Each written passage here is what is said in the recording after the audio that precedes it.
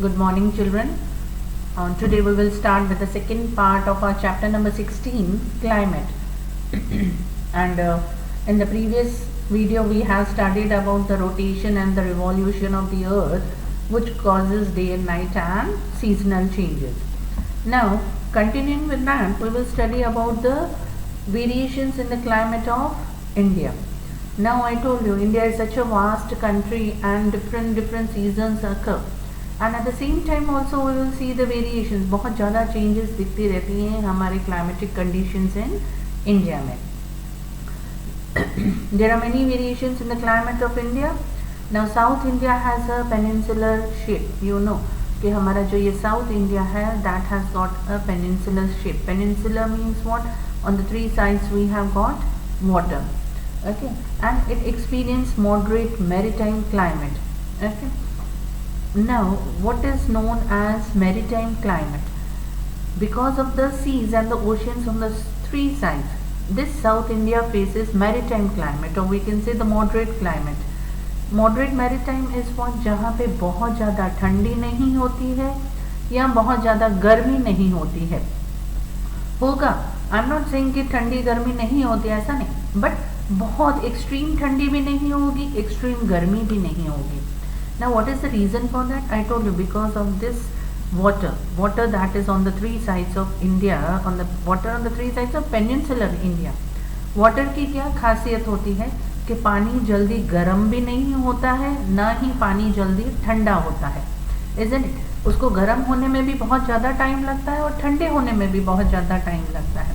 तो क्या होता है, जैसे सपोज गर्मी आ रही है तो पानी को गर्म होते होते गर्मी में बहुत ज़्यादा टाइम लग जाता है, तो उसका इफ़ेक्ट जो होता है ना, वो हमारे पेनिनसुलर इंडिया पे ज़्यादा नहीं दिखता है. अगर पानी नहीं होता, सिर्फ लैंड होता, तो व्हाट विल होता, लैंड जल्दी गर्म हो जाती है, तो हमारे पेनिनसुलर इंडिया में भी बहुत ज़्यादा गर्मी हो जाती थी.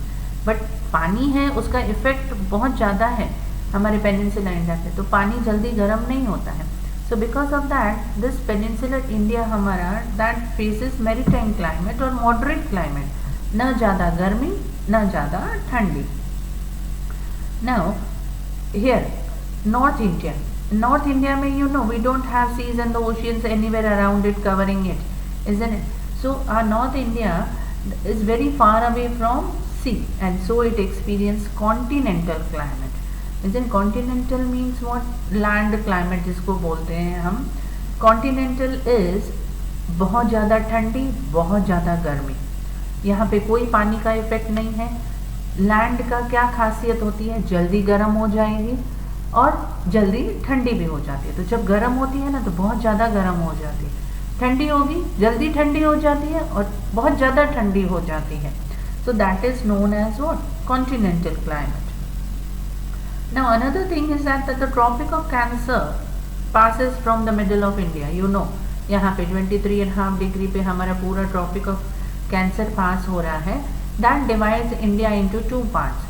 Okay, the northern part it is we can say temperate zone में चला जाता है, and southern part is known in torrid zone. Okay, temperate zone and torrid zone. Now because of that also there is a difference in the seasons, there is difference in the temperature also. Okay, a large difference in the temperature and rainfall in different parts of the country. अब अलग अलग areas में तुमको दिखेगा कि अलग अलग temperature है. Now first of all they have given the example of the temperature in Leh and Dras in the north in Kashmir. It is as low as -45 degrees in December. दिसंबर में इतनी ज़्यादा ठंडी हो जाती है. क्यों? क्योंकि लैंड है, बहुत ज़्यादा ठंडी हो जाएगी, and specially it is on the altitude, high altitude, तो बहुत ज़्यादा ठंडी हो जाती है. And temperature here falls to -45 degree Celsius in December. Whereas you will see in Rajasthan, okay, Alwar है, गंगानगर है, वहाँ पे तुम देखोगे जून के महीने में it goes around -50, -55, 51 temperature, not -50, 51, मतलब इतनी ज़्यादा गर्मी हो जाती है. इसलिए आज हम कच्छ की एरियाज में भी देखेंगे, हमारा कच्छ में तुमको ध्यान है कि 40 डिग्री तक पहुंच जाता है गर्मी में. तो here in Rajasthan it reaches to 55 degrees. इसलिए इतनी ज़्यादा गर्मी हो जाती है in summers. Whereas you will see Cherrapunji and monsoon जो है in Meghalaya in eastern side, जब रेनी सीजन आती है तो वहाँ पे 1000 centimetre to 1200 centimetres of rainfall हो जाती है यहाँ पे. Okay, in the eastern side means eastern side faces excessive rainfall in rainy season. Okay, and then in the west the deserts of Rajasthan receive only 9 to 10 12 centimetres of rainfall. हमारी eastern side में इतनी ज़्यादा rains पड़ती हैं कि हज़ार centimetre, और वहीं पे Rajasthan and Gujarat and Kutch side में तुम देखोगे only 10 12 15 centimetres of rainfall. So you will see कि कहीं कहीं पे इतनी ज़्यादा फ्लड्स आ जाते हैं और कहीं कहीं पे स्कैंटी रेनफॉल है, कहीं पे टेम्परेचर माइनस में चला जाता है, बहुत ठंडी हो जाती है, तो कहीं पे बहुत ज़्यादा गर्मी है in different seasons. Okay, so all this is we can say a variations in the climatic conditions of India. कहीं कहीं पे they have given that thunderstorms, sandstorms, tropical cyclones भी दिखते हैं, और कहीं पे सूखा अकाल भी है हमारे कंट्री में. So all this shows the variations. Now we will study the factors affecting the Indian climate. हमारा climate क्यों change हो रहा है, कौन से ऐसे reasons हैं that is affecting the climatic conditions of India. Now related to location and relief features, latitude, altitude, relief features, distance from sea, the Himalayan mountains, the distribution of land and water, all this will come under relief features.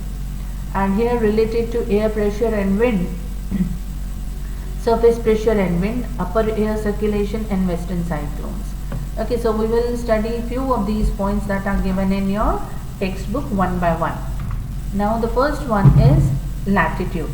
Okay, now हमारा जो climatic conditions है that change according to the latitudes also. Climatic type of the surface of the earth changes according to the latitude of the place. There is a distance of about 111 kilometers between two successive latitudes. अगर तुम 0 से 1 degree तक जाओ तो what is the difference of how many kilometers from 0 degree latitude to 1 degree latitude? 111 kilometers. मतलब एक latitude तुमको पास करना है तो यू विल पास और go 111 kilometres. Okay, so sun rays fall vertically over equatorial regions, hence it is very hot throughout the year. Now here you can see India. अब in summer season when the sun rays fall directly on the equatorial region, तो यहाँ पे हम देखोगे कि India equator के बिल्कुल ऊपर है. ओके, सो समर्स में we face very hot, isn't it, because India is above equator. Okay, India is divided into two zones of different climatic conditions, that is torrid and temperate zone. I have told you Tropic of Cancer is passing through the middle of India. Okay, so here we have got the torrid zone and the temperate zone, and because of these two zones also India faces difference in climatic conditions. तो जैसे जैसे हम ऊपर की तरफ जाएंगे season change होता जाएगा. And this I told you, यहाँ पे पानी है तीनों side, that also gives an impact on the seasons. Now the second one is distance from sea. कौन सी एरिया कितना दूर है from the sea areas. Okay, now sea की जो आसपास एरियाज होती हैं that experience maritime climate, isn't it, moderate maritime climate. मतलब सदर्न पार्ट जो है वहाँ पे न ज़्यादा गर्मी न ज़्यादा ठंडी. हाँ, जितना जितना सी से दूर होता जाएगा, हम सी से बहुत दूर चलते जाएंगे, तो हेयर नॉर्दर्न पार्ट में बहुत ज़्यादा ठंडी, बहुत ज़्यादा गर्मी. The distance from the land mass from sea is another important factor affecting the climate. Water and land have different capacity to absorb and release the solar heat. Water को मैंने बताया धीरे धीरे धीरे गर्म होता है, धीरे धीरे धीरे ठंडा होता है, तो उसका जो इफेक्ट ज़मीन पे आता है वो धीरे धीरे होता है. तो जैसे ही समर्स आती है तो धीरे धीरे धीरे गर्मी बढ़ रही है, पर उतने में तो ऑर्बिट चेंज हो जाता है, उसका अर्थ का जो रिवॉल्यूशन चल रहा है वो चेंज होता जा रहा है. तो जब तक गर्मी आए तब तक तो वो रिवॉल्यूशन आगे बढ़ जाएगा और ठंडी स्टार्ट हो जाती. तो इसके लिए बहुत ज़्यादा गर्मी नहीं पड़ती है, फिर धीरे धीरे धीरे ठंडी स्टार्ट हो रही है. जब तक वो पानी के इफेक्ट से लैंड ठंडी हो पानी इतना जल्दी ठंडा नहीं होता, तो क्या होगा, तब तक तो रिवॉल्यूशन हो जाता है और विंटर्स भी खत्म होने आ जाती हैं। Water and land have different capacity to absorb and release the solar heat. As a result, coastal regions experience temperate climate. Okay, temperate climate, न ज़्यादा ठंडी न ज़्यादा गर्मी.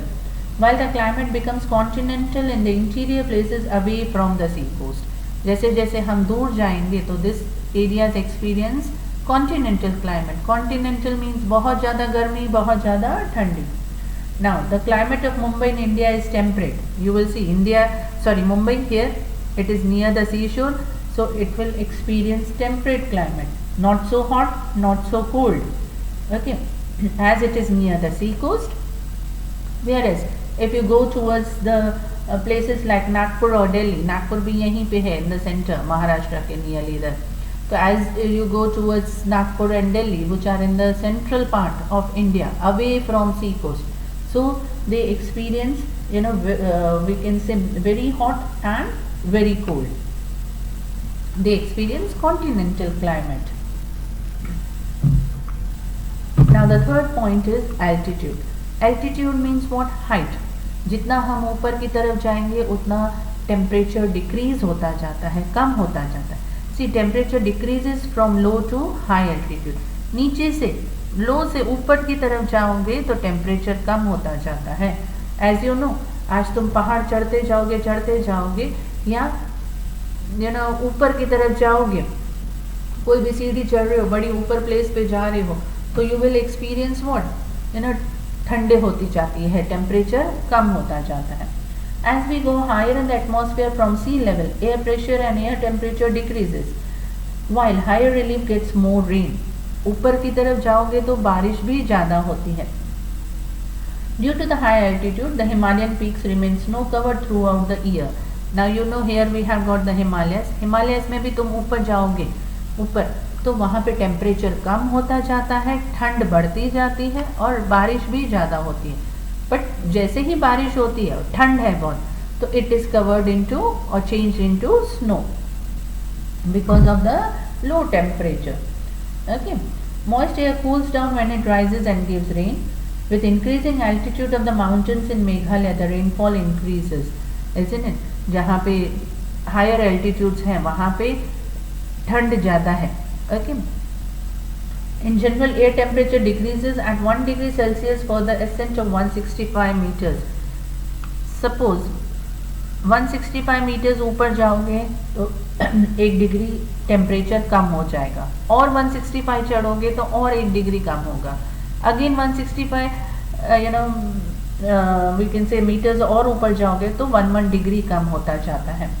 और by 6.5 degree Celsius for an ascent of every 1000 metres, means on an average ऐसा बोला जाता है कि 1000 मीटर तुम ऊपर चढ़ जाओगे, 1000 मीटर्स की चढ़ाई तुमने कर ली तो तुमको डिफरेंस इन टेम्परेचर कितना दिखेगा, 6.5 का कम हो जाएगा. सपोज आज तुम इधर खड़े हो and you move upwards with 1000 metres चढ़ लिए. अब यहाँ पे एक ही दिन पे उसी टाइम पे temperature is around 30 degrees. Okay, और चढ़ाई कर ली तुमने with in suppose 2 hours 3 hours time period, तुमने 1000 मीटर्स चढ़ लिए. तो what will happen, you will C that the temperature has fallen to 25 or 24, isn't it? 5-6 degree का फर्क आ जाता है. So temperature goes on decreasing as we move higher altitudes. Now the fourth point is atmospheric pressure and winds. Now this is the topic you have to understand very nicely. First of all, India falls in the path of northeast trade winds. First of all, here I have shown you the where is India. Okay, here it is equator से ऊपर. Okay, we have got India. Now India falls in the path of northeast trade winds. You can see this northeast trade winds. यहाँ से ऊपर से winds आ रही हैं north eastern part. This is north and eastern part से winds flow कर रही हैं. These winds originate due to tropical high pressure belt in the northern hemisphere. ये winds क्यों create हो रही हैं, क्योंकि northern hemisphere में हाई प्रेशर क्रिएट हो रहा है. These winds deflect due to Coriolis force and blow towards equator. Now ये winds ऊपर से मतलब नॉर्थ साइड से हमारे इंडिया की इस तरफ क्यों आ रही हैं? Why? Because of the equator पे चुंबकीय इफेक्ट है. Coriolis effect is what? चुंबकीय इफेक्ट जिसको बोलते हैं, जब आप वो अपनी तरफ खींचता है. तो जो विंड्स हैं that also move towards the equator because of the chumbakiya effect, we can say. So they are coming towards this side. Okay, in past these winds were utilized for oceanic trade, so these are called as trade winds, isn't it? पहले के ज़माने में जहाज़ों पे लोग आते थे trade करने के लिए, and these winds के हिसाब से they move towards the direction of that winds. तो उनको पता था कि winds are moving from the north towards the equator, so these were known as, the name is given as trade winds, क्योंकि इस winds की direction से ही लोग जहाज में आकर they used to do business over here. So these are considered as trade winds. As these winds blow over land mass, they contain less moisture. अब तुमको दिख रहा है कि these winds are coming from the northern side. Here north से flow कर रही है, so here northern side में पूरा हमारा लैंड एरिया है, isn't it? पूरा इट इज़ द हिमालयस और द चाइना वगैरह जो भी है, तो वहाँ से फ्लो करके आ रहा है. तो here it is land mass, so it contains very less moisture in it. The Indian Ocean is located to the south of India, Arabian Sea lies to the west and Bay of Bengal in the east. Due to this vast water mass, the winds passing over them absorb moisture and bring rain to India. ना ये जो winds पास हो रही हैं यहाँ से, तो ये नॉर्दर्न, वैसे तो खाली विंड्स हैं, इनमें मॉइस्चर नहीं है, but these winds when they pass from here, they winds pass from here, they contain moisture को ले लेंगे and then they give some rains towards the southern part of India. Now during winter, high pressure develops to the north of Himalayas. Cold and dry winds from this region blows towards the oceanic area where there is low pressure. और एक बात समझना कि winds always blow from the high pressure area towards the low pressure area. Okay, high से लो की तरफ जाती हैं. तो अब यहाँ पे this is high pressure area, और यहाँ पे जहाँ पे सीज एंड द ओशियंस है वहाँ पे कौन सा एरिया है? Low pressure area. तो wind start blowing from high pressure towards the low pressure area. This is happening okay during winter time. ये सब हो रहा है कब? During the winter. So high pressure से लेकर लो प्रेशर की तरफ आ रही हैं. Now during summer what happens? During summer low pressure develops due to high temperature over central Asia and Indian land mass. अब समर्स में यहाँ पे इंडिया में बहुत ज़्यादा गर्मी हो जाती है, तो इस एरिया में समर में I am talking low pressure develops. Low pressure मतलब बहुत ज़्यादा गर्मी उत्पन्न हो जाती है, भाप बनता जाता है, इसलिए गर्मी की वजह से बहुत ज़्यादा भाप बन रहा है. तो low pressure is being created over here. Low pressure means what? कि विंड्स जो है उनका सर्कुलेशन हो रहा है, sun rays falls on the earth पे जब फॉल हो रहा है तो अर्थ के आसपास जो हवा है, लैंड के आसपास जो हवा है वो गर्म हो जाती है. गर्म हो जाएगी तो वो ऊपर की तरफ उठती है. तो वो गर्म हवा ऊपर चली गई तो उसकी जगह कौन सी हवाएं आ जाती हैं? ठंडी हवाएं ले लेती हैं. ओके, वहाँ पे दूसरी हवाएं आ जाती हैं जो कोल्ड है. Okay, so this circulation goes on. So this is considered as what? कि लो प्रेशर क्रिएट हो रहा है एंड देन वो भाप बन के ऊपर जा रहा है और वहाँ पे दूसरी हवाओं ने जगह ले ली. During summer low pressure develops due to high temperature over central Asia and Indian land mass. यहाँ पे लो प्रेशर क्रिएट हो रहा है. At this time high pressure prevails over Indian Ocean in the south, so the winds tend to blow from high pressure over Indian Ocean to low pressure in the North India. These winds are known as southwest monsoon winds. अब यहाँ पे now here you can see Indian Ocean है, okay, and here Indian Ocean से what happens, यहाँ पे जो हवाएं हैं वो यहाँ से शुरू होंगी and they move towards the northern side. Okay, northern side में low pressure है और यहाँ पे हाई प्रेशर है, तो यहाँ से ब्लो करके ये नॉर्दर्न साइड की जगह पे जाएंगे. ओके, सो हाई प्रेशर से लेकर कहाँ पे जा रही हैं? लो प्रेशर पे. So these winds are known as what? south west monsoon winds. Okay, this is south, this is western side, so it is known as southwest monsoon winds. यहाँ से यहाँ तक. Here the winds direction is not shown in the picture, but you imagine over here, यहाँ से winds blow कर रही है and it is moving towards the northern side. क्यों northern side गर्म हो रहा है, तो भाप बन रहा है, ऊपर की हर तरफ हवाएं जा रही हैं, तो ये प्लेस खाली हो रहा है, तो यहाँ से विंड्स जो जाएंगी वो यहाँ पे जाके ऑक्यूपाई करती हैं place. Okay, so this season is known as what? We can say this is considered as southwest monsoon winds. They contain moisture and bring rain in India. तो धीरे धीरे जैसे ही गर्मी में ये सर्कल चलता है, तो the rainy season starts because of this, कि यहाँ पे गर्मी हो रही है, बहुत ज़्यादा गर्मी हो रही है, यहाँ से विंड्स ब्लो करेंगी, यहाँ से विंड्स ब्लो करेंगी. Okay, and then they occupy this places, भाप बनते जाते हैं, क्लाउड्स बनते जाते हैं, and then the rainy season is being started in India. Okay, now sometimes you know कुछ चेंजेस भी आ जाती हैं. This is the normal conditions going on in India, okay, from last so many years.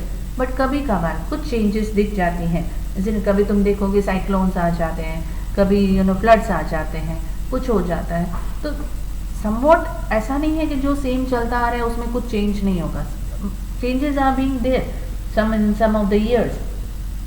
Okay, like jet stream, western disturbance, then EI Nino, ITCZ, all this you know have an effect on the Indian climatic conditions. अब हम उनके बारे में पढ़ेंगे in the next topics. What are all these? Jet stream क्या है, western disturbance क्या है, we will study. Okay, but I think till now you have understood कि all the 4 factors जो है, latitude, distance from sea, altitude and atmospheric pressure and winds, how they change the seasons or how the climatic changes are seen because of all these 4 factors. Okay, now all this is being given on page number 121 and 122 of your textbook. Go through it, try to understand each and everything. Clear? Thank you beta, have a nice day.